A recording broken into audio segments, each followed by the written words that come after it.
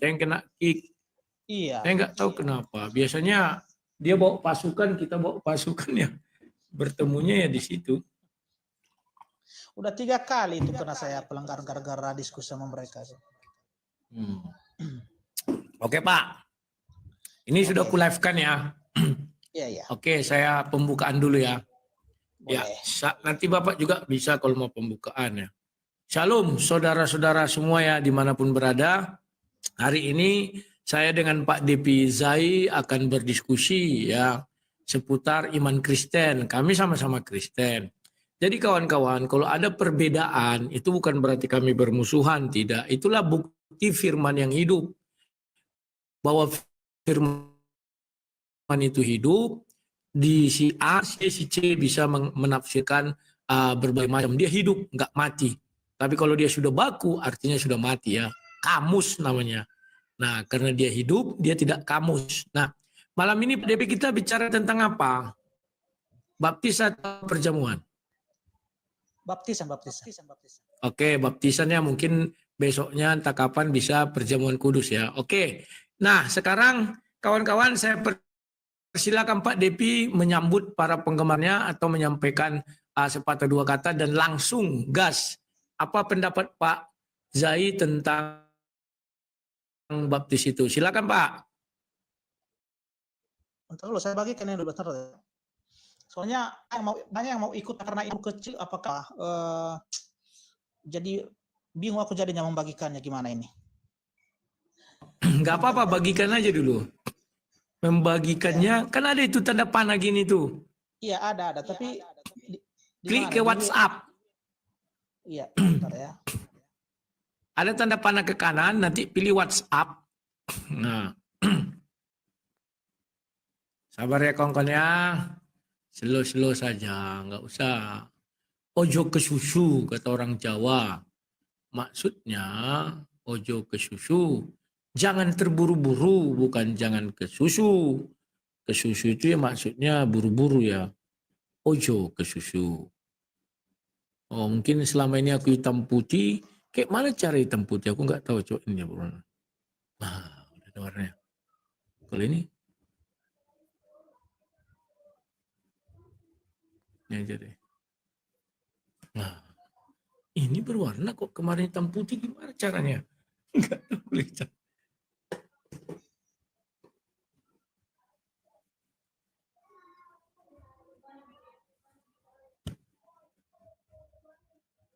Oh, 2 kali dipencet kawan. Pencet pertama, pencet kedua. Nah, sambil Pak Zai mengirim dulu, saya ambil air minum dulu ya Pak. Boleh. Oke, ini ku mati.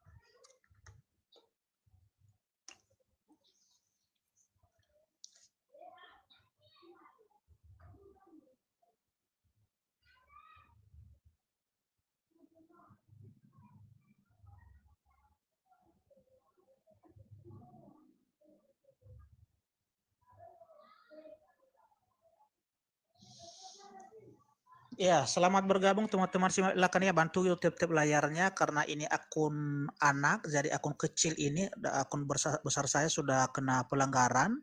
Jadi ini kita diskusi dengan Bang Rudi Yohanes ya mengenai baptisan ya. Jadi baptisan mana yang benar? Apakah baptisan percik atau baptisan selam, dan siapa yang layak ya menerima baptisan itu atau siapa yang layak dibaptis ya. Itu tema kita pada malam hari ini.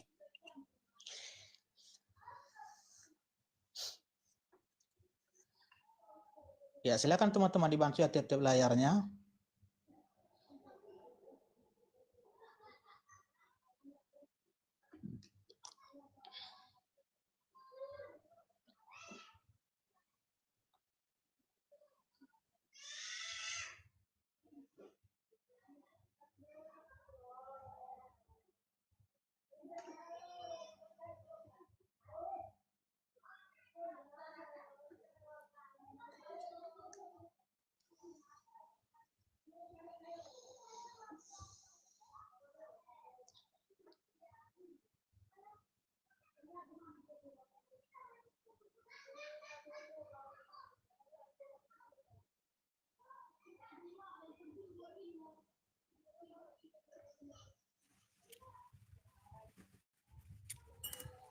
Gimana Bang? Oke Opening Pak, gimana udah siap? Ya, opening statement kita atau gimana?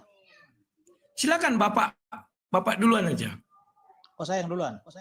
Boleh, silakan. Apa yang mau Bapak sampaikan, mau pembukaan, mau salam dulu, mau apa, langsung kita gas ke tempat.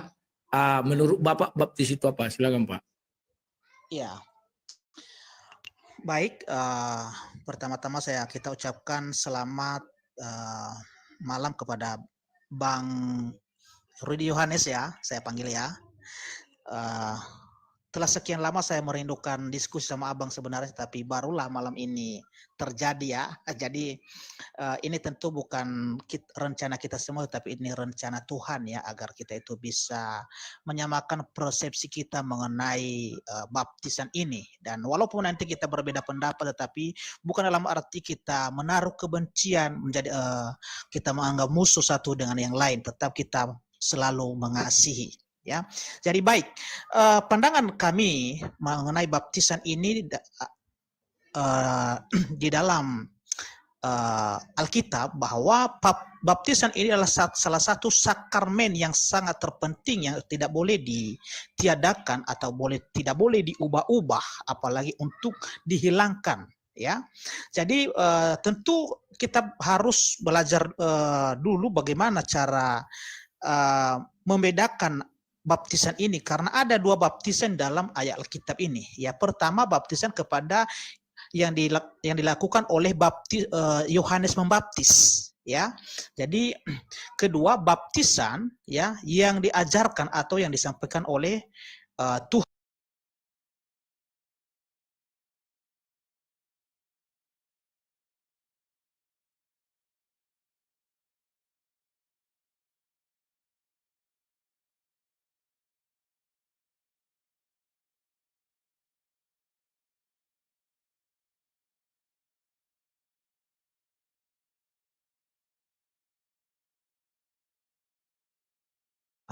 Yohanes Pembaptis itu. Dan yang paling penting di sini adalah persiapan untuk kedatangan Sang Mesias, ya. Persiapan untuk kedatangan Sang Juru Selamat, yaitu Tuhan Yesus Kristus, sesuai nanti di Yesaya 40 ayat 3 sampai 5, ya, ketika dia nanti kita bacakan soalnya ini kan singkat ya. Jadi itu sesuai nanti nubuatan bahwa sebelum kedatangan Sang Juru Selamat atau Sang Mesias ini diutus terlebih dahulu yang namanya Yohanes ini untuk mempersiapkan jalan kepada Sang Mesias itu. Ada di Yesaya 40 ayat 3 dan 5. Kita tinggalkan itu baptisan kepada Yohanes Pembaptis ya. Jadi kita bicara baptisan yang diajarkan oleh Tuhan Yesus ya. Baptis yang diajarkan oleh Tuhan Yesus adalah tidak lain sama dengan ya baptisan kepada Yohanes, tetapi hanya maknanya yang berbeda ya. Kalau cara melaksanakannya ya sama, tetapi yang membedakan adalah ya baptisan kepada Tuhan Yesus itu artinya bahwa pengakuan iman kita kepada Tuhan Yesus artinya kita percaya bahwa Dia adalah Tuhan dan Juru Selamat. Ya, itu nanti kita baca itu di Markus 16 ayat 16, siapa yang percaya dan dibaptis akan diselamatkan dan siapa yang tidak percaya akan dihukum. Ya, jadi makna baptisan yang diajarkan oleh para rasul atau Tuhan Yesus sendiri adalah menyamakan kematian dan kebangkitan Yesus itu. Ya, artinya baptisan itu sama dengan kematian dan kebangkitan Tuhan Yesus. Ya, untuk itulah baptisan ini harus diselamkan seperti waktu Yesus dikubur dan juga dia waktu bangkit dari antara orang mati. Ya, dan ketiga adalah makna baptisan kepada Tuhan Yesus, yaitu penerimaan dalam gereja atau kita satu tubuh dengan Kristus itu. Ketika kita sudah menerima baptisan itu, kita sudah sah menjadi pengikut Kristus, maka kita satu tubuh dengan Kristus, di mana ayatnya nanti itu adalah di 1 Korintus pasal 12 ayat 27 dan Roma pasal 12 ayat 5 ya. Dan yang paling terakhir adalah sama halnya tadi seperti baptisan kepada Yohanes, ya, itu tentang pertobatan juga. ya, tentang pertobatan juga. Nanti kita baca itu di Kisah Para Rasul 2 ayat 38 ketika Petrus berkhotbah dan membaptis sebanyak 3.000 orang di sana, ya. Jadi sampai di situ dulu opening statement dari saya, dan nanti kita jelaskan ya artinya apa sih makna baptisan ini, dan juga nanti mana baptisan yang benar, ya. Baptisan yang benar mana, dan juga siapa yang layak menerima baptisan itu. Itu dari saya, Bang Rudi. Silakan. Ya, oke, terima kasih. Ya, sekarang dari saya ya. Banyak orang tidak paham bahwa baptis itu ada 3, bukan 2. Yakni di 1 Korintus 10 ayat 2. Musa membaptis orang dalam laut katanya dan awan, ya. Jadi itulah baptis pertama sekali, yang pertama sekali mula-mula ya. Dan di situ tidak ada istilah selam menyelam, nggak ada, ya. Oke. Kemudian baptis kedua adalah baptis Yohanes. Di Matius 3 ayat 11 sudah dikatakan Yohanes, aku datang menggunakan media air ya, air sebagai simbol katanya.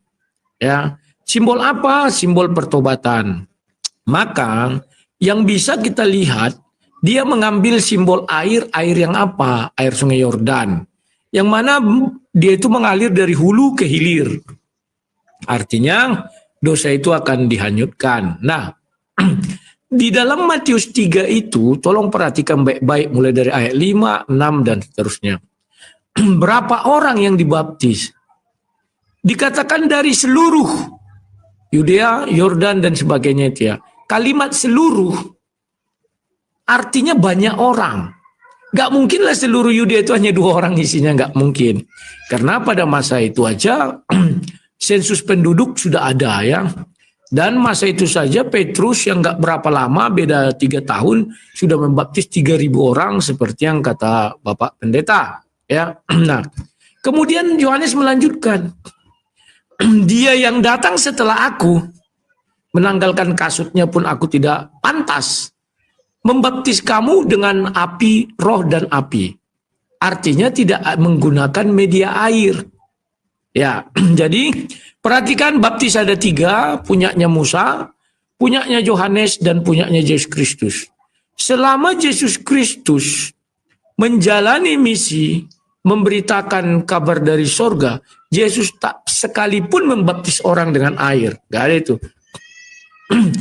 Tapi murid-murid membaptis, ya. Yesus tidak pernah menggunakan baptis air. Karena Yesus belum tiba saatnya. Maka di Kisah Para Rasul 1 dan 2, mereka menanti-nanti apa yang dijanjikan. Yakni mereka dibaptislah dalam Roh Kudus, itu lidah api turun, dan mereka penuh dengan Roh Kudus. Ya. Nah, kemudian para rasul melaksanakan kegiatannya. Di dalam kegiatannya, kalau kita baca Kisah Para Rasul 8, mereka bertemu dengan banyak orang. Dan mereka bertanya, dengan baptis siapa kamu dibaptis? Pada saat itu mereka menjawab dengan baptis Yohanes. Karena memang pada saat itu hanya baptis Yohanes yang mereka terima. Orang banyak belum menerima baptisan Yesus. Yang menerima baptisan Yesus hanya 120 orang itu. Masih itu pertama sekali. Ya, itulah pengutusan. Nah, jadi baptis Yesus itu diwejawantakan di Matius 28 ayat 19. Pergilah, jadikan seluruh bangsa muridku. Baptislah di dalam nama Bapa, Anak, dan Roh Kudus.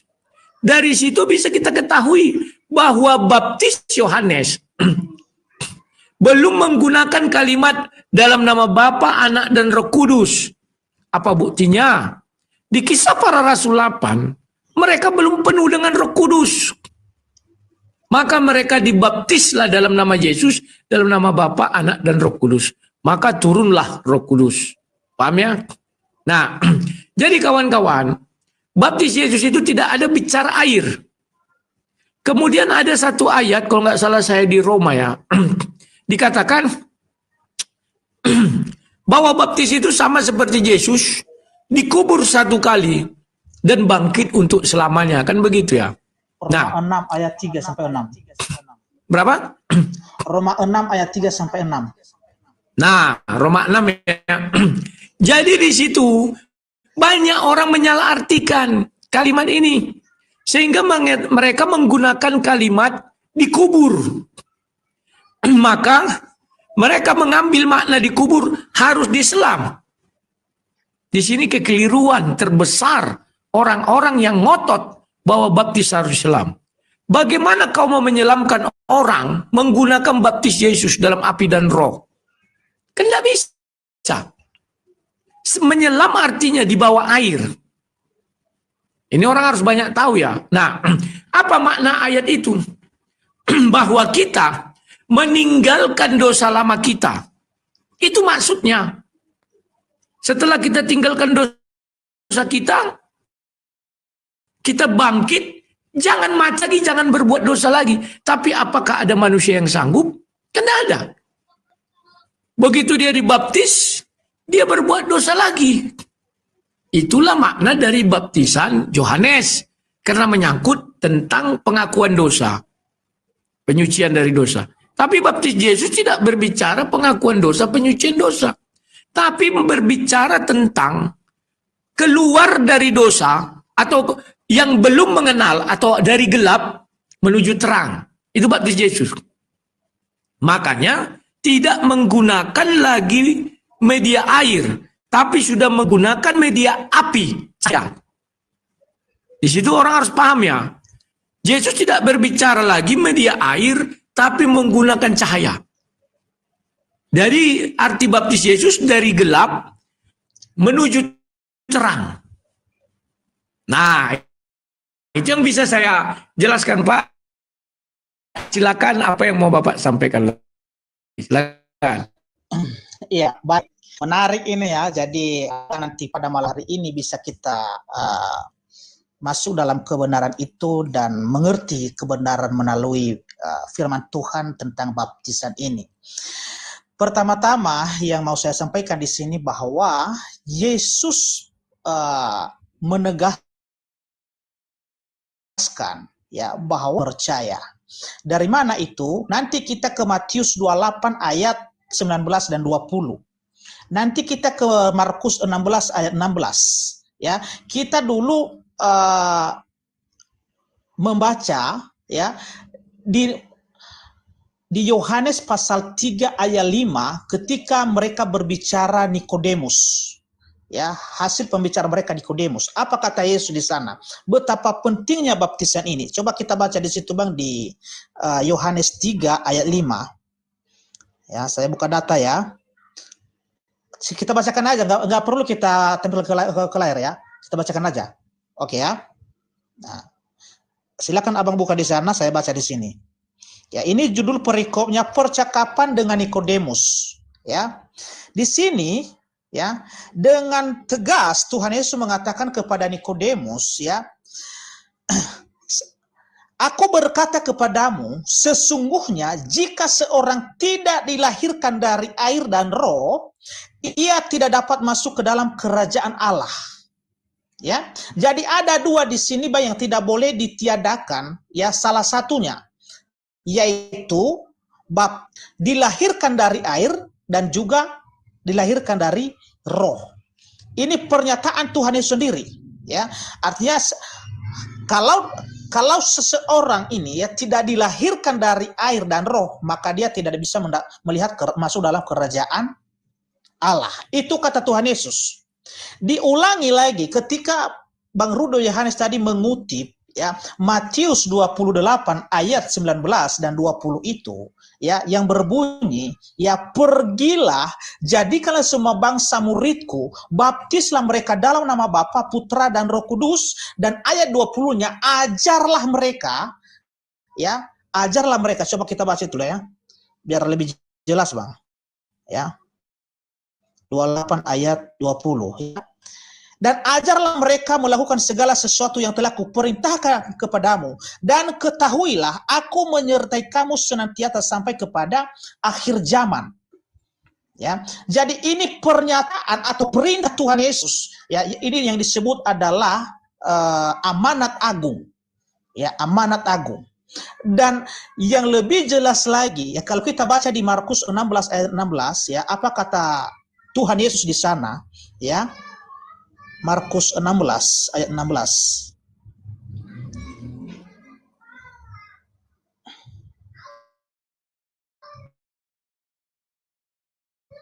16, ya. Siapa yang percaya dan dibaptis akan, tetapi siapa yang tidak percaya akan dihukum. Jadi ada dua di sini juga, Bang. Seperti tadi di Yohanes pasal 3 ayat 5 itu, ya, dilahirkan dari air dan juga dari roh.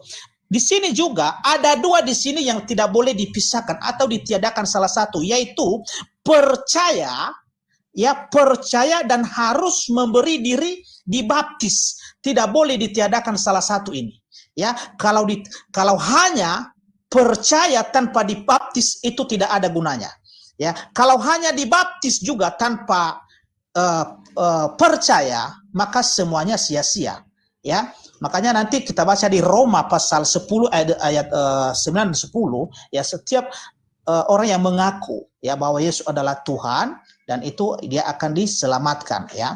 Nah, jadi di sini, Bang, betapa pentingnya baptisan ini ketika Tuhan Yesus, ya, di dunia menyampaikan kepada para murid dan pengikut-pengikutnya pada saat itu, bahwa baptisan ini, ya, sangat-sangat penting bagi kehidupan orang percaya, ya. Dan tadi sudah saya menyampaikan apa makna baptisan itu, ya. Nah, jadi beberapa ayat ini, ya, sudah memberitahukan kepada kita, memberikan penjelasan bahwa baptisan ini tidak boleh diabaikan, apalagi untuk diubah, apalagi untuk ditiadakan, ya.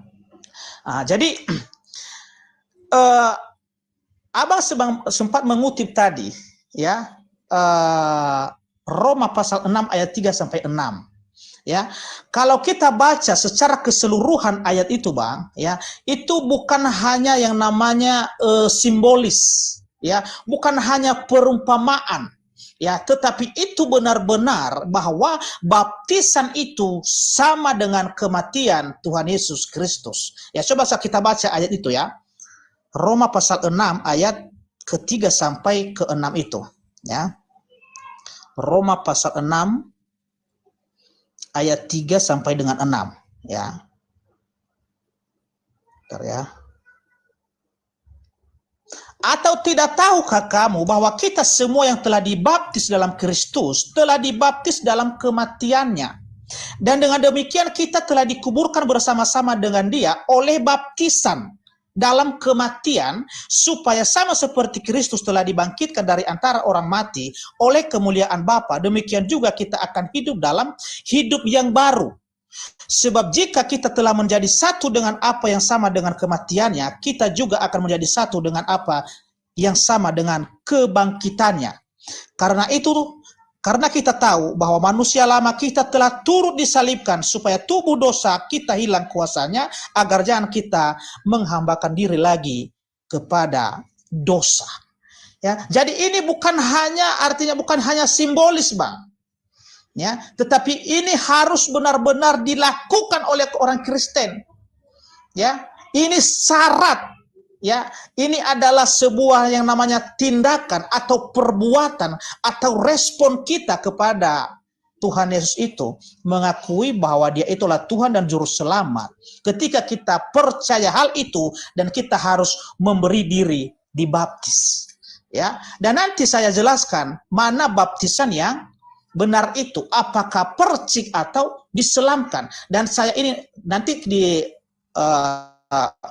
sesi nanti tanya jawab kita, tentu nanti ada pertanyaan saya sama Abang, ya, nanti di mana itu dibenarkan baptisan percik itu. Dan begitu juga nanti kalau Abang tanyakan sama saya, ya, di mana sih ayat Alkitab yang mengatakan bahwa yang benar itu harus diselamkan, dan tentu nanti saya munculkan ayat-ayatnya di sini, ya.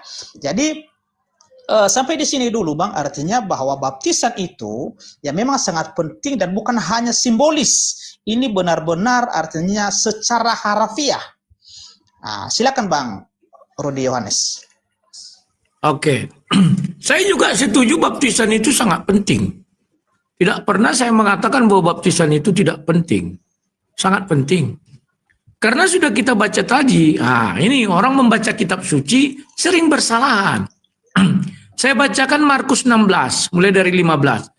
Lalu ia berkata kepada mereka, pergilah ke seluruh dunia, beritakan Injil kepada segala makhluk. Jadi perintah ini adalah perintah kepada orang-orang yang mau memberitakan Injil. Paham ya? Kalau orang tidak memberitakan Injil, apakah dia memerlukan ini? Enggak perlu. Karena kalimatnya jelas, beritakanlah Injil kepada segala makhluk. Siapa yang percaya dan dibaptis akan diselamatkan. Jadi perintah kepada mereka, pergilah kau beritakan Injil, tetapi ingat, ini sebenarnya merujuk kepada Matius 28 ayat 19. Siapa yang percaya dan dibaptis akan diselamatkan. Tetapi siapa yang tidak percaya akan dihukum. Ya. Tidak ada dikatakan tetapi siapa yang tidak dibaptis akan dihukum. Gak ada itu. Yang kalau siapa yang percaya dan dibaptis akan diselamatkan, oke. Tetapi siapa yang tidak percaya akan dihukum. Tidak ada dikatakan siapa yang tidak percaya dan tidak dibaptis akan dihukum. Gak ada kalimat seperti itu. Atau siapa yang tidak percaya dan dibaptis akan dihukum, juga gak ada seperti itu. Jadi penekanan di sini apa? Yang dihukum itu yang tidak percaya. Paham ya? Oke. Ayat 17. Tanda-tanda ini akan menyertai orang-orang percaya. Mereka akan mengusir setan-setan. Banyak orang nggak bisa mengusir setan. Padahal mereka dibaptis juga. Demi namaku, mereka akan berbicara dalam bahasa-bahasa baru bagi mereka. Yang 18, mereka akan memegang ular dan sekalipun mereka minum racun, mereka tidak akan mendapat celaka. Mereka akan meletakkan tangannya di atas orang sakit dan orang itu akan sembuh. Di mana maksudnya ini? Ini ditujukan kepada orang-orang yang memberitakan Injil. Bukan setiap orang yang dibaptis bisa menyembuhkan orang, bukan begitu. Gak semuanya diberi kuasa itu. Kuasa ini dimulai di Matius 10. Ketika Yesus mengangkat 12 rasul, maka ayat 18-nya mereka diberi kuasa mengusir setan. Bukan mengusir satan ya, orang banyak salah. Dalam nama Yesus nyalain kau iblis, keliru. Yang bisa melihat iblis dan mengusir iblis hanya Yesus dan Bapa di sorga. Kita hanya diberi kuasa mengusir setan. Menyembuhkan orang sakit, ada ya, membuat mujizat. Nah ini sama percis. Nah kemudian kita masuk ke Roma 6. Ini juga orang nggak paham cara membaca. Nah, langsung ke ayat 3 ya, nggak usah dari atas. Atau tidak tahukah kamu bahwa kita semua yang telah dibaptis dalam Kristus, baptis Kristus itu tidak menggunakan media air. Tidak ada ayat, Yesus saja tidak pernah membaptis orang dengan air. Tapi murid-murid iya. Aku tidak, atau tidak tahukah kau bahwa kita semua telah dibaptis dalam Kristus. Dibaptis dalam Kristus artinya menggunakan baptis Kristus. Baptis Kristus Yohanes sudah membilang. Dalam roh. Kan dibilangnya. Dan api. Artinya terang. Tidak berbicara lagi baptis Yohanes yang dari pendosa menjadi disucikan. Kalau baptis Yesus itu adalah sudah berbicara kita yang dulu tidak mengenal terang, sekarang menuju terang. Kan ada ayatnya. Karena engkau akan disebut anak-anak terang. Nah, dengan demikian kita telah dikubur bersama-sama dengan dia oleh baptisan. Nah, ketika kita menuju terang, artinya kita tinggalkan gelap. Kuburan, itu kan gelap di dalamnya itu, alam gelap. Banyak orang gak ngerti nih. Seolah-olah baptis itu harus diselam. Nanti ku buktikan juga. bahwa baptis Islam tidak akan mampu dilakukan Yohanes dan Petrus. Ya. Dengan demikian kita dikuburkan bersama-sama dengan dia oleh baptisan dalam kematiannya. Ketika Yesus mati, kita kan jadi menuju terang. Kita sudah dibebaskan dari dosa. Itulah terang itu sendiri. Supaya sama seperti Kristus telah dibangkitkan dari antara orang mati oleh kemuliaan Bapa. Demikian juga kita akan hidup dalam hidup yang baru. Nah, ini kan berbicara hidup yang baru. Kalau kita berbicara maksudnya, karena ini dikubur maka harus diselam. Ingat, berapa kali orang bisa dibaptis selam? Nanti ku tanyakan itu. Satu kali. Satu kali kalau kita berbicara apa? Sekarang saya dibaptis selam, terus saya meninggalkan Yesus. Saya mau kembali lagi kepada Yesus. Apakah saya boleh dibaptis selam lagi? Tidak bisa. Siapa bilang nggak boleh? Karena saya sudah meninggalkan Yesus. Kecuali saya tidak meninggalkan Yesus, saya hidup di dalam Yesus terus. Betul, satu kali saya harus dibaptis selam. Nggak bisa 2 kali. Nah, ini ya. Oke, kita lanjutkan. Sekarang kita melanjutkan lagi. Makna baptisan itu apa? Ada 2 makna. Kalau merujuk kepada baptis Yohanes, itu penyucian diri. Dan itu sudah dilakukan oleh orang-orang Yahudi sejak dulu kala, yakni menceburkan diri ke sungai Yordan. Itu yang pertama. Bentuk penyucian lain apa? Kalau kita baca bilangan 8 ayat 7, cara menyucikan orang dengan memercikkan air suci. Nanti kita uji. Ya. Ada itu ayatnya. Maka ketika kanak-kanak umur 8 hari, Yesus dibawa ke bait Allah untuk apa? Pertama diserahkan. Kedua disunat. Yang ketiga apa? Ditahirkan. Pentahiran dengan apa? Media air. Siapa yang menggunakan media air? Zaman dahulu orang Yahudi. Setelah Yohanes datang yang menggunakan media air, Yohanes. Sekarang saya bacakan dulu Matius 3 ayat 11 itu. Biar orang jelas. Matius 3 ayat 11. Bacakan ya. Aku membaptis kamu dengan air sebagai tanda. Jadi air yang digunakan, apapun baptis kau buat, atau apapun tradisi gereja yang menggunakan media air, itu sebagai tanda. Kalau zaman dahulu pentahiran, penyucian. Setelah Yohanes datang, aku membaptis kamu dengan air sebagai tanda pertobatan. Ingat ya, pertobatan. Tandanya air. Kalau Yesus nggak menggunakan air lagi. Makanya Yesus mengatakan siapa yang tidak dilahirkan dari air dan roh. Artinya orang harus menerima 2 baptisan ini. Kalau kita dari lahir Kristen, maka kita harus menerima dibaptis dalam nama Yesus untuk menjadi muridnya. Loh, sejak kapan kita menjadi murid Yesus? Dari bayi. Kenapa dari bayi? Yesus yang bilang, biarkan anak-anak itu datang kepadaku. Jangan menghalang-halanginya. Dari bayi kita sudah bisa dibaptis. Menjadi murid Yesus. Baru yang kedua. Kalau kita orang tidak mengenal Kristus. Setelah dewasa. Itu tidak boleh langsung baptis air. Tapi harus dibaptis dulu menjadi murid Yesus. Kenapa harus dibaptis murid Yesus? Karena dia kan menerima firman Tuhan. Dia mengikut Yesus karena ada pengajaran. Maka pergilah beritakan Injil ke seluruh dunia. Kan tadi dibilang, baptislah mereka, jadikanlah seluruh bangsa muridku.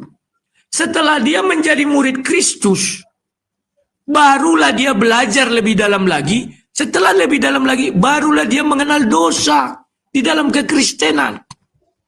Nah, ini orang dewasa ya, kalau anak-anak tadi sudah ya.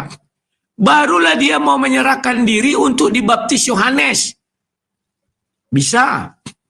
Nah, jadi kedua hal ini harus dipisahkan antara baptis Yesus dengan baptis Yohanes, tidak bisa disatukan. Belum ada catatan yang secara konkret mengatakan baptis Yohanes di dalam nama Bapa, Anak dan Roh Kudus. Itu enggak ada. Itu hanya baptisan Yesus. Paham ya? Karena Yohanes itu membuka jalan bagi Tuhan.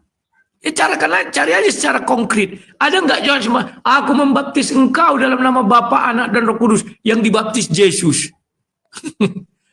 Paham ya? Aku membaptis engkau, katanya sama Yesus, dalam nama Bapa, Anak. Orang yang dibaptis anak. Ya, itu pembukaan dari saya. Silakan lanjutkan, Pak. Oke. Ya, baik. Bang Rudi tadi mengatakan bahwa tidak pernah ada baptisan air dalam nama Yesus. Ya. Ini saya buktikan bahwa semua baptisan air itu dilakukan dengan memakai nama Yesus. Atau orang membaptis dengan air harus dengan nama Yesus. Tidak boleh hanya tanpa air, ya dibaptis orang itu lalu disebut nama Tuhan Yesus, diberkati dengan nama Tuhan Yesus. Tidak ada. Tidak pernah kita temukan itu, ya. Jadi pertama, ya, yang saya jelaskan di sini adalah baptisan yang benar itu adalah baptisan selam. Dari mana ayatnya? Kita mengetahui nanti bahwa baptisan yang benar ini adalah diselamkan, dan tentu itu dari ayat-ayat Alkitab, ya. Kita mulai dulu baptisan kepada Tuhan Yesus ketika dia dibaptis oleh Yohanes, ya. Kita baca di Matius 3 ayat yang saya buka dulu ya, Matius 3 ayat yang ke-15 dan 16. Begini. Ya, sebenarnya Yesus di sini ya bukan dibaptis itu karena ada dosanya, bukan itu tujuannya.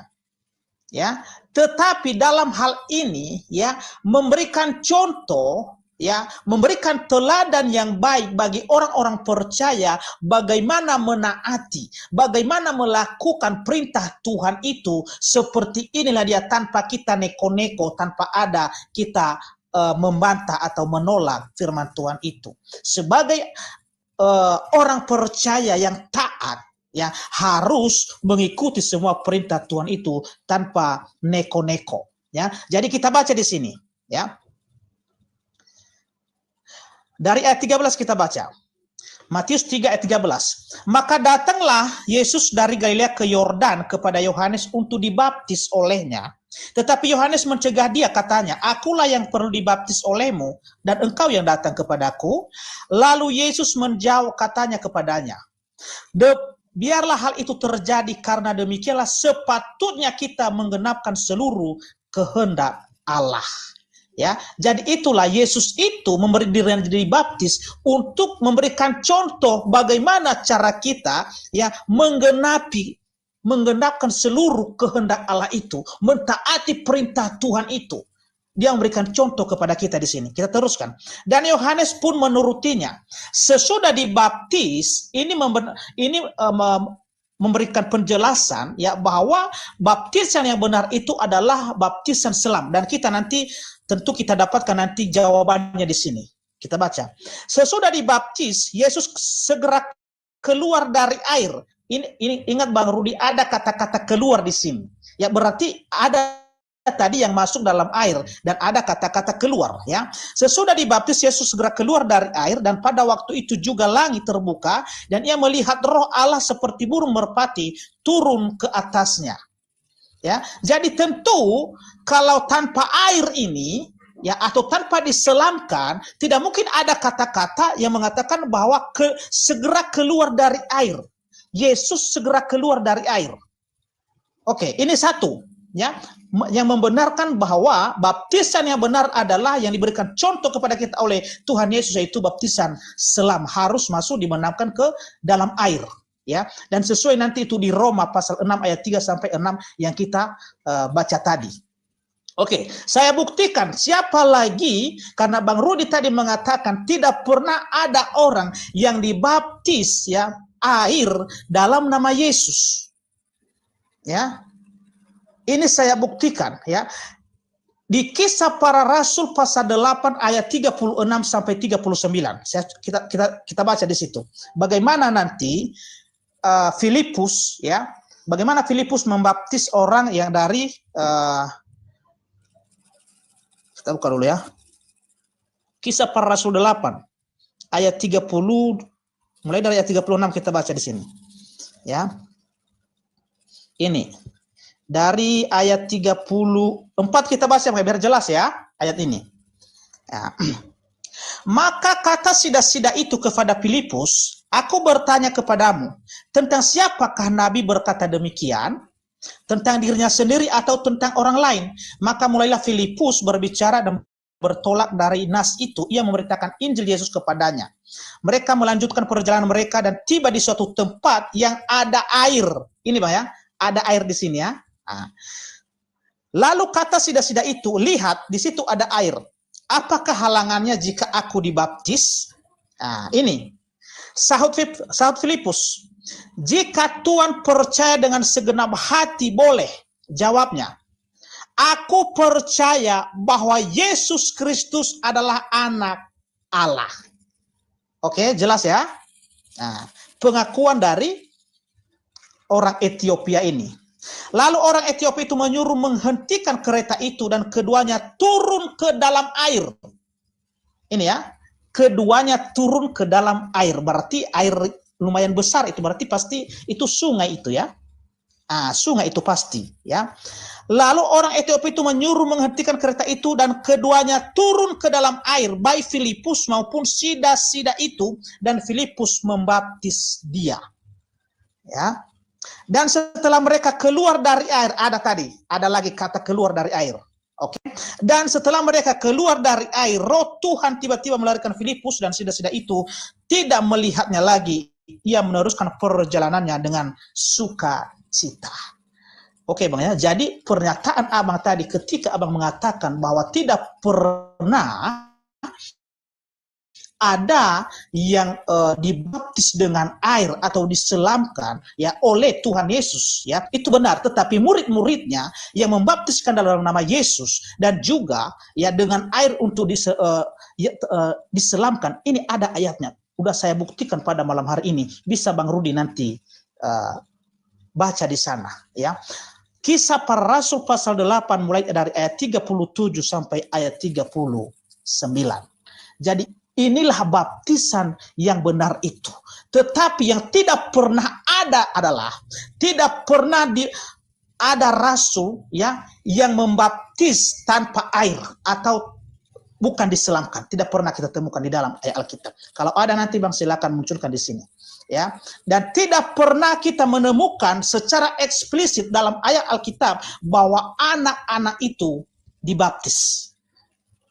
Tidak pernah.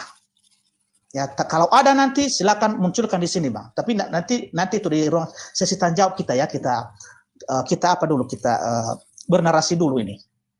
Nah, begini ya, saya teruskan Bang ya.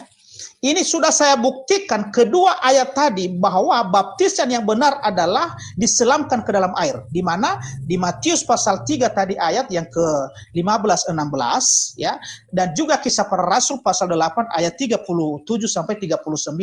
Ya, dan saya harapkan nanti untuk membantah ini Bang Rudi memunculkan juga ya, menampilkan nanti ayat-ayat yang mengatakan bahwa baptisan itu tidak seharusnya diselamkan. Ya, tetapi saya harapkan nanti jangan di perjanjian lama Bang. Karena yang Abang kutip tapi itu di perjanjian lama itu nggak berlaku lagi itu. Itu lain konteks itu. Jadi yang kita bicarakan di sini adalah baptisan yang diajarkan oleh Tuhan Yesus dan juga para murid. Nah, jadi sampai di sini dulu, nanti kita bahas siapa yang layak menerima baptisan itu. Apakah orang yang sudah mengerti firman Tuhan, orang yang menerima Yesus sebagai Tuhan dan Juru Selamat, atau anak bayi. Nanti kita bahas itu. Silakan dulu Bang, tanggapi ini. Oke, terima kasih. Makanya kawan-kawan, karena termakan dogma, apapun isi Alkitab dipelintir, dibolak-balikan. Sekarang kita ambil dua ayat tadi di Matius, sebentar ya. Ketika Yohanes membaptis ya dari ayat 13 itu, sebentar. Sesudah dibaptis, Yesus segera keluar dari air. Kita tidak boleh menggunakan standar janda. Harus standar ganda, nggak bisa ya. Nah, mari kita lihat ketika bicara tentang kisah para rasul 8. Lalu orang Ethiopia itu menyuruh menghentikan kereta dan keduanya turun ke dalam air. Arti turun ke dalam air apa? Pasti orang itu mengatakan ini darat loh. Turun ke bawah. Air, Bang. Sama itu. Masuk ke dalam air. Bukan diselam kan? Diselam nggak turun arti turun ke dalam air? Ya sudah pasti diselam lah, Bang. Kalau gitu siapa yang membaptis mereka? Sama-sama menyelamkan diri. Enggak, yang membaptis Kalimat lalu orang yang Ethiopia dibaptis adalah orang Ethiopia. Kalimatnya dan keduanya turun ke dalam air. Berarti dua-duanya tenggelam. Siapa yang membaptis? Keduanya kalimatnya turun ke dalam air. Berarti dua-duanya gini, baru naik sama-sama. Enggak. Kalau tidak, satu yang diselamkan, ya satu yang menyelamkan. Keduanya lo turun ke dalam air. Baca baik. Dan keduanya turun ke dalam air. Ya, silakan. Kalau kalimat yang benar, mereka sedang di pinggir sesuatu yang ada airnya. Entah sungai, entah danau, entah kubangan air. Lalu mereka turun dari pinggir turun ke dalam. Itu arti turun, bukan diselam. Ini kekeliruan karena termakan dogma sehingga ayat Alkitab diperhatikan seperti itu. Masa dua-duanya menyelam? Lalu siapa yang membaptis? Oke. Baik Filipus maupun sida-sida itu, kalimatnya sudah jelas. Baik Filipus maupun sida-sida itu. Kalau abang bilang Filipus tidak turun ke air, dua-duanya dibilang. Dan Filipus membaptis dia. Oke, berarti dia nggak diselam ya, karena kalimatnya kita samakan. Tidak boleh standar ganda. Dan setelah mereka keluar dari air, siapa yang keluar dari air? Mereka berdua. Jadi dia sudah tenggelam keluar dua-duanya. Apa begitu? Tidak. Kalimat itu ini darat, ini air. Mereka turun dulu ke bawah.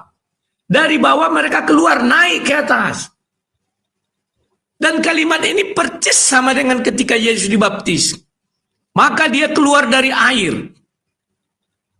Ini juga keluar dari air, tapi digunakan kalimat mereka, bukan satu orang, lebih dari satu. Ya, Roh Tuhan tiba-tiba melarikan Filipus. Oke, selesai itu ya. Dan di sini tidak ada berbicara orang ini, Ethiopia ini, sida-sida dibaptis dalam nama Yesus, nggak ada. Kenapa bisa saya katakan, mana ada kalimat yang mana dibilang, maka dia membaptis. Kenapa saya katakan tidak ada? Dia sudah membaca kitab. Hanya saja dia tidak mengerti. Nah, sekarang di sini mana dia dibaptis dalam nama Yesus? Tidak ada. Ayat 37, surat Filipus, jika Tuhan percaya dengan segala hati boleh. Jawabnya, aku percaya bahwa Yesus Kristus adalah anak Allah. Dia kan hanya bilang percaya. Gak ada dibaptis dalam nama Allah Bapa pun. Gak ada. Karena dia sudah baca kitab suci. Artinya dia sudah murid Yesus. Kan bisa kita katakan begitu. Sehingga dia tidak dibaptis untuk menjadi murid Yesus. Tapi menggunakan baptis Yohanes. Menggunakan media air. Nah, sekarang kita lanjutkan yang di atasnya. Sebentar ya. Ketika dia bertanya, kamu dibaptis dalam baptis apa? Ayat 16, saya lupa ya. Bentar ya. Kisah para Rasul pasal 19 ayat 2-7, Bang. Enggak ada lagi nih, ntar ya. Lalu mereka menumpangkan tangan. Iya, itu ketika ada orang yang dibaptis, baptisan kepada Yohanes Pembaptis, datang Rasul Paulus menanyakan. Kisah para Rasul 19 ayat berapa tadi? Ayat 2-7. Nah, ya ayat 2-7 ya. Kata Paulus, baptisan Yohanes adalah pembaptisan orang yang telah bertobat. Jadi jangan pernah melakukan satu baptisan ya. Harus dua. Yang pertama bertobat. Di sini ya. Udah saya bantu di sini di ayat itu ya. Gak apa-apa, gak masalah. Nanti saya jelaskan, oke. Ya. Dan dia berkata kepada orang banyak bahwa mereka harus percaya kepada dia yang datang kemudian daripadanya, yaitu Yesus. Ketika mendengar hal itu, mereka memberi diri mereka dibaptis dalam nama Tuhan Yesus. Dan ketika Paulus menumpangkan tangan, jadi baptis Yesus itu dilakukan dengan tumpang tangan. Baptis yang lain menggunakan media air. Itu baptis Yohanes. Makanya di sini Paulus tidak berbicara lagi tentang air. Mana ada dibilang, lalu Paulus pergi ke air. Nggak ada lagi. Oke. Sekarang kita buktikan, apakah baptis itu harus diselam? Kalau baptis Yohanes bisa-bisa. Karena dia mengatakan, aku menggunakan air sebagai Naik 11 ya. Aku membaptis kamu dengan air sebagai tanda pertobatan. Maka dia menggunakan media air. Sudah? Apakah boleh ditiris? Boleh. Apakah boleh dipercik? Boleh. Oh, itu perjanjian lama. Loh, kita nggak bisa menafikan perjanjian lama. Karena ini masih berlanjut. Dan Yohanes kan meniru Elia. Ketika menyuruh orang kusta itu masuk ke sungai Yordan, selamkanlah dirimu. Menyelam mereka. Karena berapa orang? Nah, sekarang ku jelaskan. Kita baca ayat yang ke-5. Maka datanglah kepada penduduk dari Yerusalem. Silakan Bapak mau berapa bilang orang penduduk Yerusalem. Dari seluruh Yudea, kalimat seluruh. Paham ya, seluruh. Kalau saya menaksir lebih dari 3.000 orang. Dan dari seluruh daerah sekitar Yordan, seluruh. Seluruh digabungkan seluruh. Gak mungkin seluruh itu hanya satu orang yang datang. Gak ada itu cerita.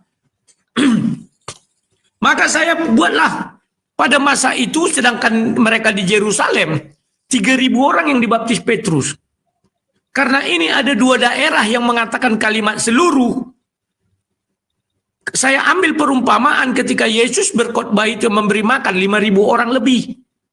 Artinya ini ada 5.000 orang lebih. Saya asumsikan demikian. Karena merujuk kepada jumlah-jumlah orang di dalam Bible ini. Di zaman Yesus ada 3.000, ada 5.000. Artinya sudah banyak orang. Karena kalimat seluruh ini kan luas. Sudah. Ambillah 5.000 orang. Dan metode baptis Yohanes apa? Maka mereka mengaku dosa. Lalu sampai ayat 6. Lalu sambil mengaku dosa, mereka dibaptis oleh Yohanes di sungai Yordan. Satu orang mengaku dosa. Dan turun ke dalam air, buatlah satu orang memakan waktu 3 menit. 3 kali 5.000, 15.000. 15.000 menit. 1 jam itu 60 menit. Berarti membutuhkan waktu 250 jam. Apakah mereka membaptis sampai malam? Enggak. Karena jam Yahudi itu hanya berganti sampai sore. Hanya 12 jam. Jangan lari di situ dulu, Bang. Kita fokus dulu baptisan. Ya ini fokus. Aku mengajari cara berhitung sama penggemar ini semua. Nah, gampang nanti itu. Ya. 250 jam dapat kalian bayangkan. 250 jam. Artinya kalau satu hari bantailah dia 24 jam. 10 hari dia baru tuntas. Sementara di Yohanes 1 dan 2 dikatakan apa? Keesokan harinya. Setelah dia baptis, ceritanya, Yohanes menceritakan baptisan itu. Keesokan harinya dia bertemu dengan murid Yohanes. Dan akhirnya menjadi murid Yesus. Paham ya? Artinya nggak lebih dari 1 hari baptis itu. Nggak 10 hari. Nah, sekarang kita masuk kisah para rasul. Kalau ini tadi kita berandai-andai ya, karena merujuk nilai-nilai kalimat seluruh. Sekarang yang pasti, kisah para rasul 2 ayat 41. Ntar. Orang-orang yang menerima perkataannya itu memberi diri dibaptis, dan pada hari itu jumlah mereka bertambah kira-kira 3.000 orang. Artinya pada hari itu bertambah 3.000, artinya 3.000 itu dibaptis. Bagaimana cara membaptis 3.000 orang di loteng Yerusalem yang pada zaman itu belum ada teknologi seperti sekarang, bisa buat kolam renang di atas hotel. Dan bagaimana mereka memasukkan air kalau air digunakan di situ? 3.000 orang. Apakah mereka naik satu-satu? Kalau naik satu-satu, satu orang memakan waktu 3 menit. Kalau menggunakan baptis air maka mengaku dosa 3 menit. kali 3.000, 9.000 menit. 1 jam 60 menit berarti berapa? 150 jam mereka membaptis orang itu. 9.000 loh. 150 jam itu sudah berapa hari? Lebih dari 6 hari, 7 hari sekian. 7 kurang lah, 6 hari sekian. Sementara kejadian itu pada hari itu. Lantas baptis apa lagi yang mereka peragakan di sini? Apakah baptis selam? Atau percik atau tumpang tangan dia hanya begini? Karena baptis yang digunakan baptis Yesus ini untuk menjadi murid. Karena mereka baru diurapi Roh Kudus. Paham ya? Nah, berikutnya. Apakah anak-anak bisa dibaptis? Kalimat itu cukup jelas. Matius 28 ayat 19. Ya. 19. Karena itu pergilah, jadikan seluruh bangsa muridku. Apakah murid Yesus itu harus orang dewasa? Ingat nggak peristiwa ketika anak-anak mau datang kepada Yesus di bawah orang tuanya? Murid-murid Yesus menghalangi. Bibi anak-anak, nggak ada guna kalian sini. Apa kata Yesus? Jangan halang-halangi anak-anak itu datang kepadaku. Jadi kalau sejak kecil orang Kristen mau selamat, dari kecil dia harus dibaptis menjadi pengikut Yesus. Karena kalau dia tidak dibaptis menjadi pengikut Yesus, siapa tahu dia meninggoy. Dia tak akan pernah pergi ke surga. Karena jalan keselamatan itu dari Yesus. Oke, Bang.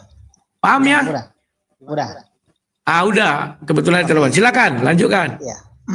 Nanti saya tanggapi baptisan kepada anak-anak. Ini kita selesaikan dulu ya soal baptisan selam ini. Jadi karena abang tadi sudah masuk artinya lebih mengarah bagaimana cara membaptis orang yang 3.000 orang itu. Nanti kita bahas itu, Bang. Artinya itu lain konteks nanti itu lain pembahasan, ya kan? Jadi yang kita bahas sekarang adalah mana baptisan yang benar itu, apakah dipercik atau diselamkan. Ini yang sedang kita bahas, ya kan? Jadi kalau kita tadi kembali ke Roma pasal 6, ya, pasal 6 ayat yang ketiga sampai ke-6 itu tidak boleh ditafsirkan lagi itu, Bang. Sudah jelas ya bahwa baptisan itu, saya ulangi lagi, Bang ya, sama dengan kematian dan penguburan dan kebangkitan Yesus. Ya. Roma pasal yang ke-6 ayat yang ketiga sampai ke-6. Ya. Atau tidak tahukah kamu bahwa kita semua yang telah dibaptis dalam Kristus telah dibaptis dalam kematiannya, ya. Dengan demikian kita telah dikuburkan bersama-sama dengan Dia oleh baptisan dalam kematian. Oke, Bang, jelas ini ya. Kita dikuburkan bersama-sama dengan Dia. Pertanyaannya, Bang, karena ini sudah disinggung masalah baptisan, berarti baptisan itu harus persis seperti ketika Yesus dikubur. Itu maksudnya ini. Baptisan yang benar itu adalah harus seperti Tuhan Yesus dikubur. Makanya ini, dengan demikian kita telah dikuburkan bersama-sama dengan Dia oleh baptisan dalam kematiannya, supaya sama seperti Kristus telah dibangkitkan dari antara orang mati oleh kemuliaan Bapa, demikian juga kita akan hidup dalam hidup yang baru.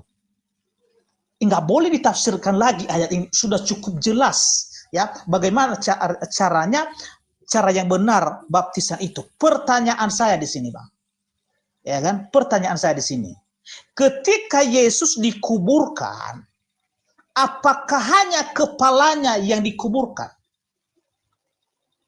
Dan pertanyaan kedua di sini adalah, apakah kita ini hanya kepala kita yang berbuat dosa sehingga nggak turut semua badan kita ini dan hanya itu yang dipercik? Tetapi kalau ayat ini jelas-jelas mengatakan bahwa kita itu dibaptis sesuai dengan kematian, penguburan, dan kebangkitan Tuhan Yesus. Karena kenapa? tubuh ini harus dikubur semua.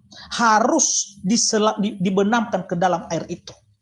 Karena tubuh ini telah berbuat dosa, bukan hanya kepala yang berbuat dosa. Silakan nanti dijawab ini. Ketika Yesus dikubur, apakah hanya kepalanya yang dikubur? Dan apakah hanya kepala kita ini yang berbuat dosa? Sehingga nanti membenarkan bahwa baptisan percik itu adalah bisa saja hanya kepala. Tetapi kalau ayat ini jelas-jelas mengatakan bahwa harus sama dengan kematian, penguburan, dan kebangkitan Tuhan Yesus. Itulah cara baptis yang benar. Silakan Bang Rudi, tanggapi sampai di sini dulu. Oke. Bicara dosa itu kan bicara pertobatan. Makanya banyak orang Kristen keliru di sini. Mereka mengira baptis itu hanya satu kali. Keliru. Baptis Yohanes tidak bisa diterapkan kepada baptis Yesus. Ini berbicara baptis dalam Kristus. Yohanes sendiri sudah mengatakan tidak perlu ditafsir. Kita buat tidak boleh standar ganda. Yohanes bilang apa? Dia yang datang setelah aku akan membaptis kamu dalam apa? Dalam air. Nehi ketumbar jahe. Kalimat itu jelas. Membaptis kamu dalam roh. Itu nggak perlu ditafsir lagi ya. Nggak boleh standar ganda dulu. 11.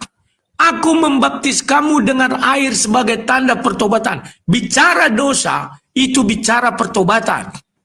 Oke? Kalau bicara air. Tetapi yang datang kemudian daripadaku lebih berkuasa daripadaku. Dan aku tidak layak melepaskan kasutnya. Ia akan membaptis kamu dalam apa? Dalam selam. Selam itu bicara air. Tidak. Ia akan membaptis kamu dalam Roh Kudus dan api. Titik, nggak boleh ditafsir juga. Karena itu sudah jelas. Lantas.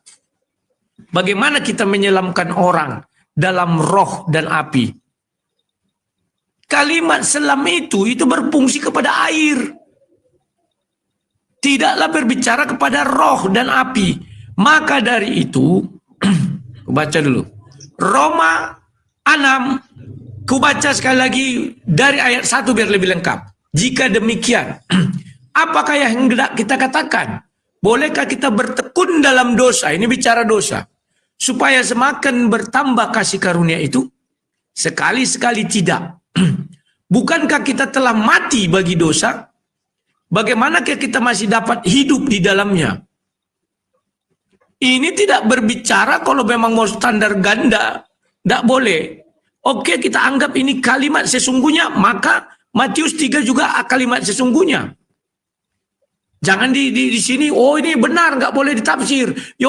Matius 3 ayat 11 boleh ditafsir, nggak bisa begitu. Ya.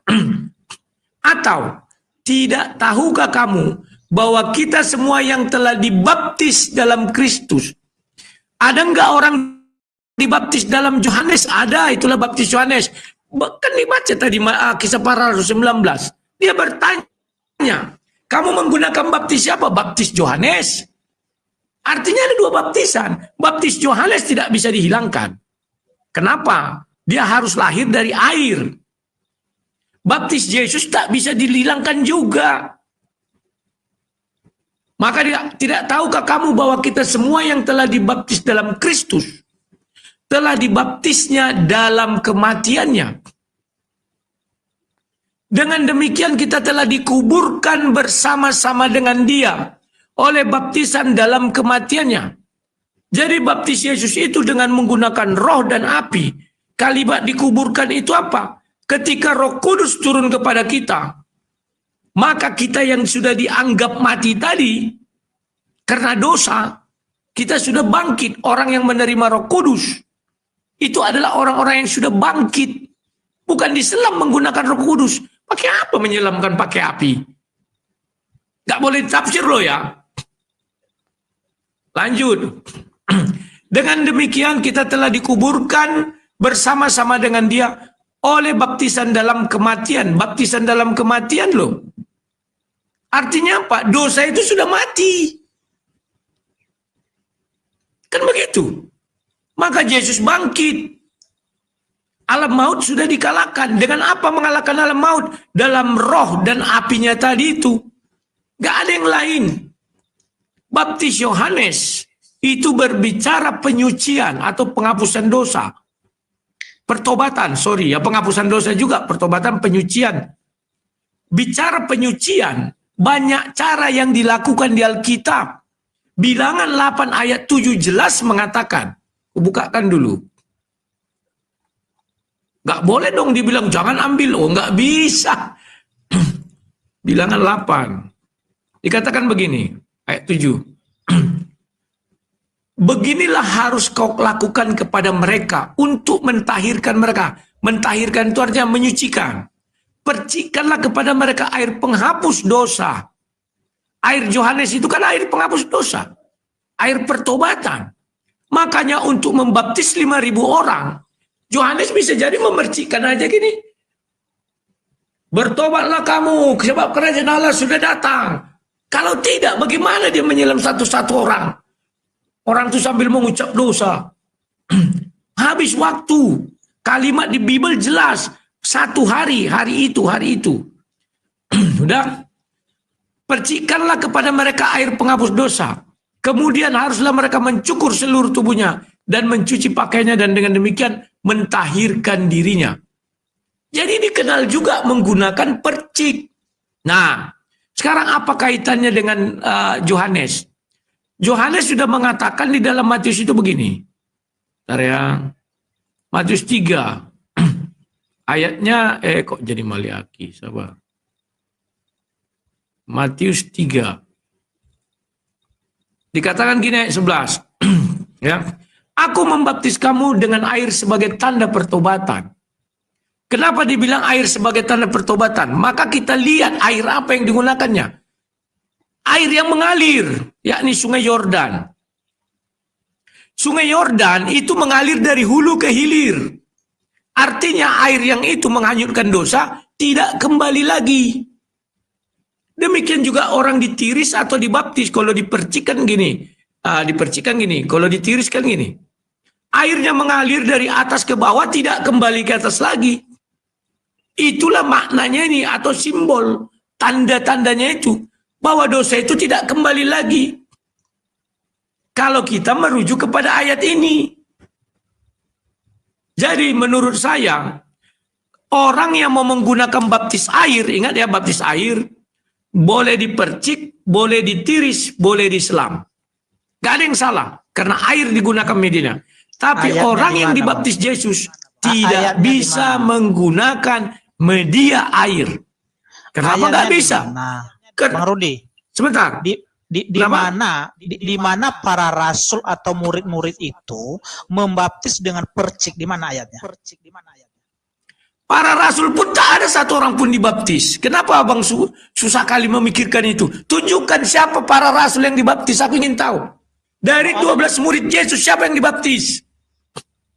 Oh, saya ingin tahu. Ada. Kalau itu nggak ada. Ya sudah, kalau nggak ada ngapain? Kita harus ada tertulis. Tapi kita lihat makna tersurat dan tersirat. Rasul Paulus ya sudah dibaptis. Di mana dibaptis ayatnya? Di Kisah Para Rasul 9. Kita buka, menggunakan air atau menggunakan cahaya? Menggunakan air di sana, Bang. Baptisan itu baptizo, Bang, ya. Baptizo itu dicelup. Enggak ada percik di sana. Dicelupkan, ya, dibenarkan. Tunjukkan Kisah Para Rasul ya? 9, Paulus dibaptis dengan air, aku ingin tahu.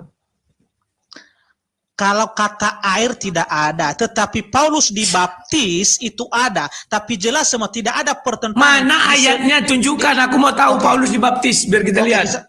Kisah Para Rasul 9. Ya, apa dibilang? Bentar saya buka dulu. Kisah Para Rasul 9 ayat yang ke 17, tumpang tangan. Bentar dulu. Itu kalau saya nggak asumsi, Bang. Kalau ada udah sampaikan pasti ada datanya itu. Ini ayat 18. Ya. Ah. Dan seketika itu juga seolah-olah selaput gugur dari matanya sehingga dapat melihat lagi, lalu ia bangun lalu dibaptis. Dengan apa? Air. Ya jelas di air, Bang. Kok jelas air? Tidak ada cerita air. Itu kan asumsi kita karena untuk mempertahankan dogma kita. Yang benar itu dia ditumpangkan tangan itu. Enggak Dan ada. ketika Yesus datang, dia datang cahaya, api dan roh. Bang Rudi, enggak ada orang yang mengatakan aku membaptiskan kamu tanpa air. Begini Bang Rudi, ya, saya jelaskan ya. Mungkin Bang Rudi belum paham ini, ya kan? Sakramen baptisan ini ya sama dengan perjamuan kudus. Makanya asik kalau kita bahas perjamuan kudus sebenarnya. Ya, perjamuan kudus ini Bang Rudi ya tidak pernah sah atau dibenarkan ya kalau tidak ada roti dan anggur. Ya, begitu juga baptisan ini. Ya, baptisan ini tidak sah baptisan itu tanpa air. Ya. Jadi silakan nanti dicari di mana ya bahwa baptisan itu tanpa menggunakan air. Ya kan? Nah, jadi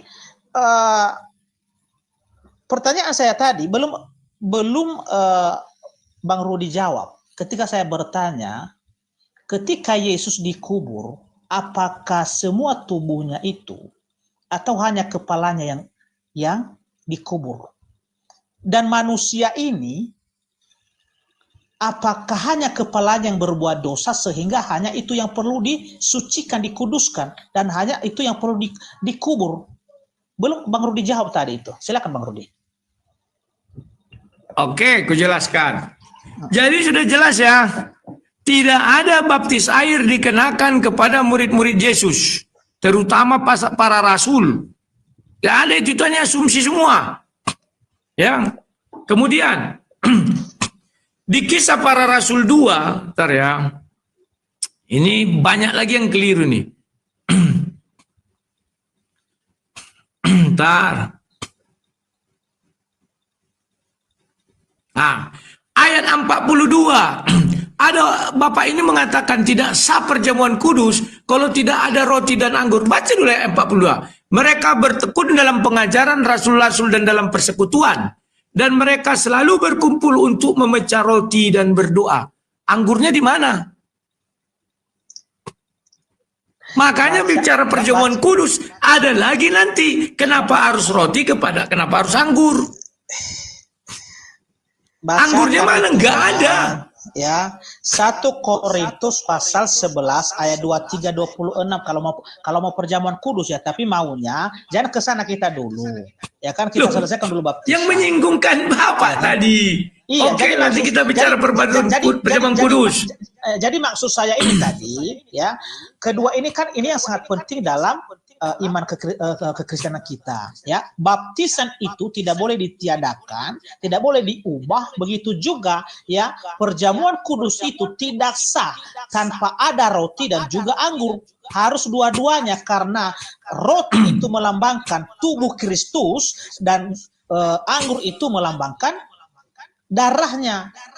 Ya, makanya bacanya Kisah Para Rasul 2 ayat 42. Itu perjamuan kudus atau enggak? Coba buka Kisah Para Rasul 2 ayat 42. Begini Bang Rudi, kita itu fair lah kalau diskusi seperti ini kan untuk bisa memberikan edukasi kan. Artinya kita itu menang-menangan kan begitu. Jadi kita itu kan menang-menangan. Kita kan edukasi. Bapak kasih argumen, aku bantah. Nah, jadi sesuai data. Jadi oke, kita tinggal sesuai data dulu kita, ya kan? Ini kan data. Ayatnya ada. Kisah Para Rasul 2 ayat 42. Iya, pertanyaan saya, apakah pernah Bang Rudi melihat yang melaksanakan perjamuan kudus tanpa roti dan tanpa anggur? Pernah ada enggak? Ini enggak. Makanya aku tanya, Kisah Para Rasul 2 ayat 42 itu perjamuan kudus apa enggak? Di mana? Kisah Para Rasul 2 ayat 42 dibaca dulu.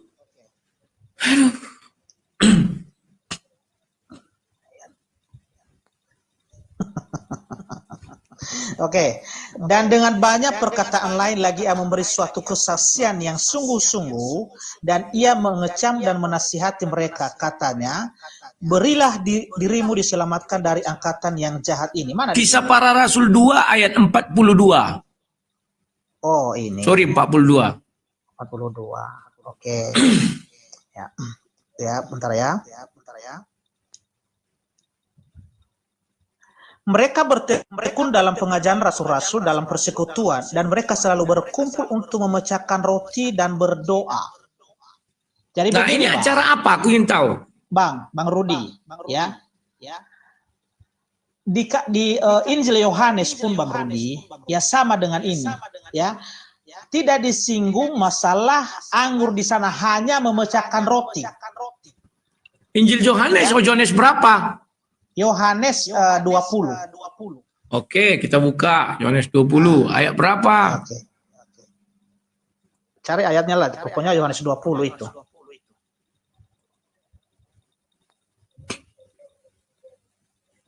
Bentar ya. Nanti aku jawab ya, apakah kepala aja atau apa gitu ya. Ya, oke.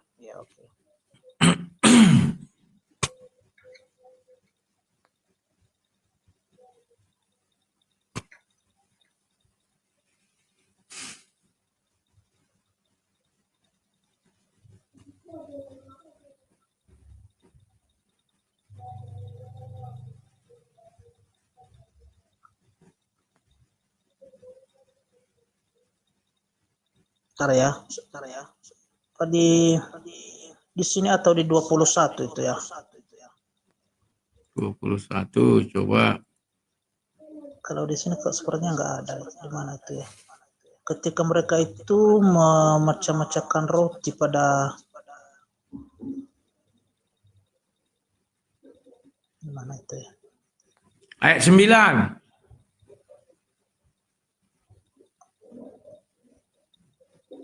Pasal 21 kan? Ya, ayat 9, ada roti-rotinya. Nah, ketika mereka tiba di darat, mereka melihat api arang dan di atasnya ikan dan roti. Ya, kata Yesus kepada, enggak lain ini, Bang. Soalnya ketika mereka Yang ku tahu kalau itu Yohanes 13-nya itu.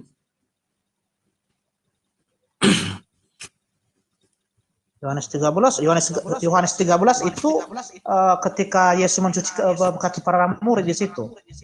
Enggak, di bawahnya ayat 26, 27, 28.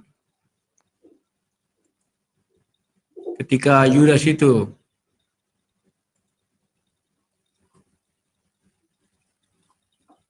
Kalau 13 itu Yesus membasuh kaki para murid. Enggak, ayat 24 ke bawah lah. Bentar ya.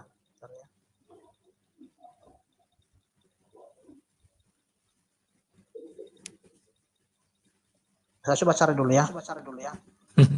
Oke, aku lanjutkan dulu lah dikit dah. Sambil Bapak mencari. Kalau di sini cuma di sini yang ada. Yohanes 13 ayat 27 dan sesudah Yudas menerima roti itu, ia kerasukan iblis. Nah, jadi ini nggak bicara apa dulu, Bang? Nggak bicara anggur kan? Jadi sebenarnya memang ada anggur di sini ya. Makanya kita harus jeli melihat. Di mana melihatnya? Ayat 26, jawab Yesus. Dialah itu yang kepadanya aku memberi roti sesudah aku mencelupkannya. Mencelupkan kemana? Artinya ada memang anggur. Karena ayat sinopsis, Injil sinopsik ini menjelaskan mereka sedang minum anggur dan makan roti. Jadi yang dicelupkan itu, roti itu dicelupkan ke anggur itu. Begini, Bang. Ya, kalau kita bicara perjamuan ya, itu di Matius pasal 26 ya, ayat 26, 27, 28 sampai 29 itu jelas-jelas di sana bahwa ada anggur dan ada roti.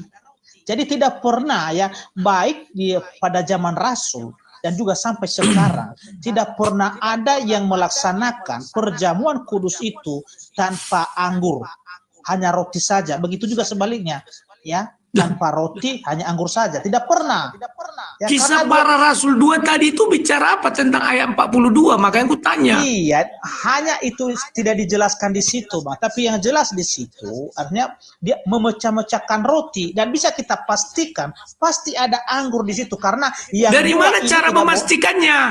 Nggak Ya, ada kata apa kalau kalau Yohanes 13 ayat 27 ada kata mencelupkan 26.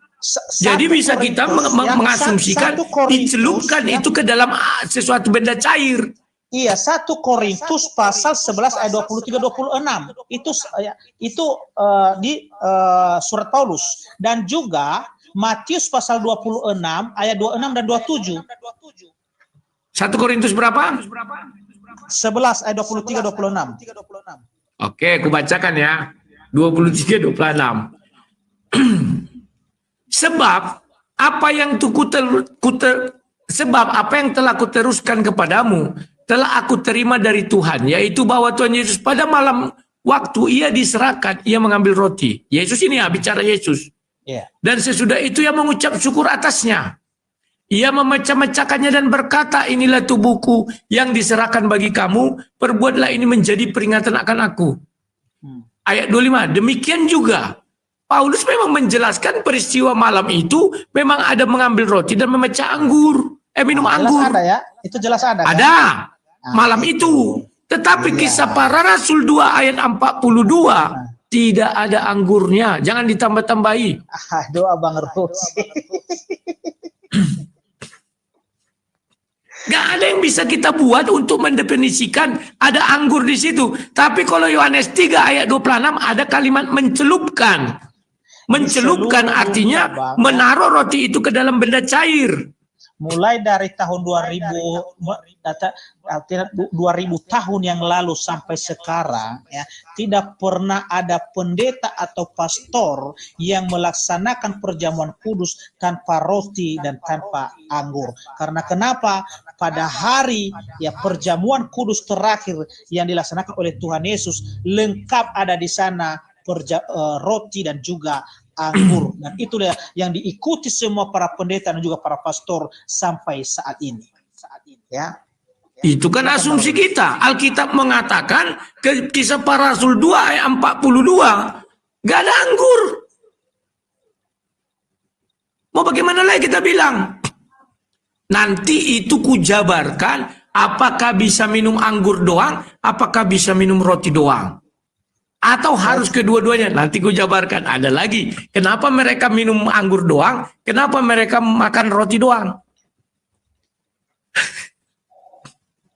Oke, sekarang gue lanjutkan dulu sedikit. Ya, silakan. Apakah ada orang yang dikubur? Atau dosa hanya kepala doang? Atau seluruh tubuh? Kamar mandi ini, Bang. Kamar mandi. Saya mau kamar mandi dulu. Oke, gue tunggu. Matikan mic-nya biar jangan double.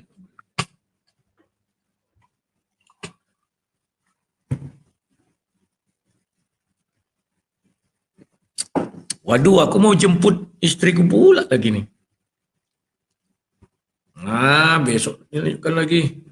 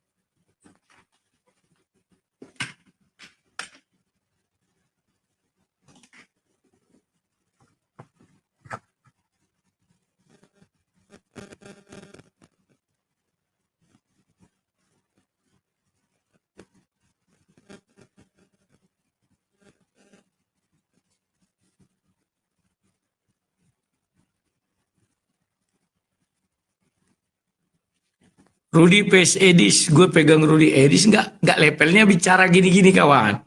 Tapi kalau bicara hujat-hujat ya Edis lah. Karena dia di luar negeri. Kalau dalam negeri juga peokon dia. Kayak ayam sayur.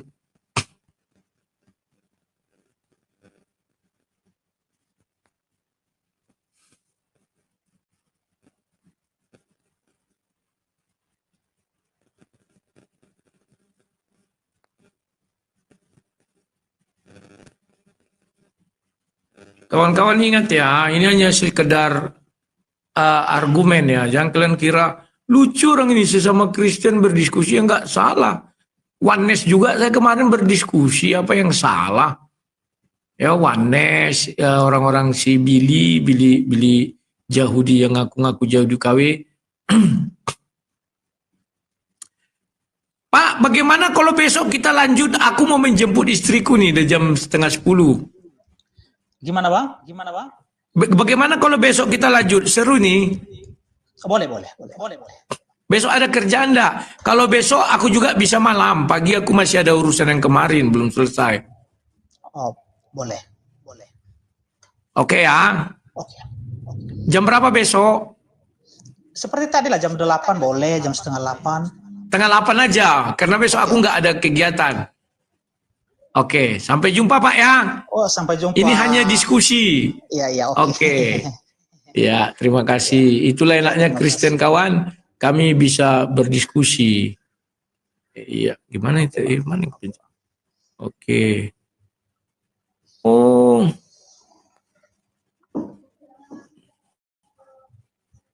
Iya. Ya kawan-kawan, begitu dulu diskusi kita ya. Ingat ya, ini hanya diskusi. Tidak ada di sini berbicara tentang pemaksaan kehendak. Yang ada adalah argumen melawan argumen, kalian yang menilai. Ya, bagaimana ini nanti ini segala macam. Besok kalau ada waktu sore aku ajak kalian naik sebelum kami diskusi malam. Kalau mau mengomentari diskusi ini silakan ya. Nanti biar ku kasih lagi ilmu-ilmu baru. Kenapa ada meca roti saja? Kenapa ada meca roti dan anggur? Kenapa harus dua-duanya, satu bisa, dua bisa ya? Ada nanti. Dan mengenai baptis, kalian sudah lihat, tidak boleh standar ganda. Kalau ini tidak bisa ditafsir, ini pun tidak bisa ditafsir ya. Jadi kalau bicara kematian itu bukan bicara selam. Karena Yesus menggunakan roh dan api. Paham ya? Dan banyak hal lagi yang kalian akan terkejut. Para rasul tak satu pun yang secara eksplisit dikatakan dibaptis dengan air. Tidak ada itu. Dan mereka ada membaptis. Ada. Dan pada saat itu dengan baptis apa? Nanti kita pelajari. Banyak yang mau dipelajari kawan. Sampai jumpa. Saya jemput dulu anak istri saya ya. Karena tadi rombongan kawan. Nanti kalau naik mobil orang nggak muat. Orang